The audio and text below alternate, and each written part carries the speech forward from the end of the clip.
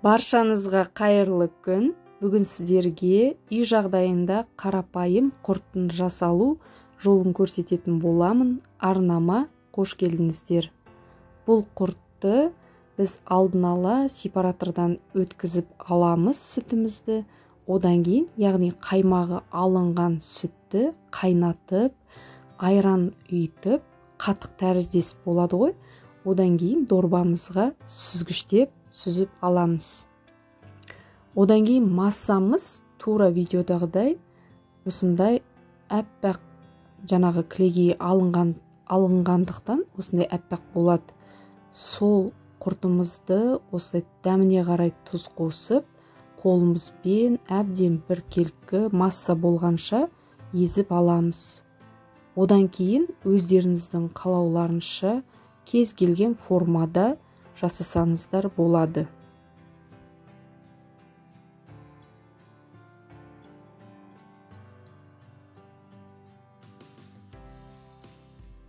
Мен құртты осындай үлкен бөліктерге жасадым. Осыны жаңағы даладағы сеткаға бірнеше марліні орап, одан кейін үстіне салып шықтым. Менің құртым ертеңінде екі есеге кішірейіп қалды. Сондықтан да кішілеу немесе үлкен жасасаңыздар болады.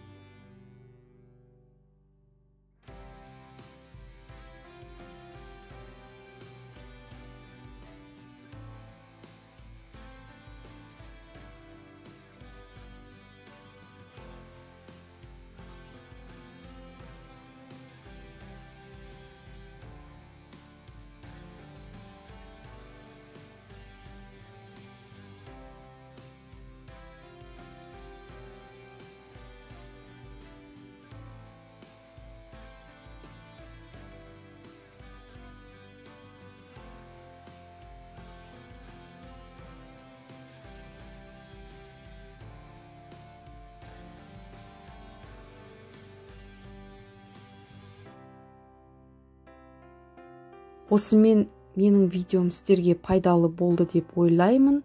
Жасап көріңіздер, сіздерге ұнайды деген ойдамын.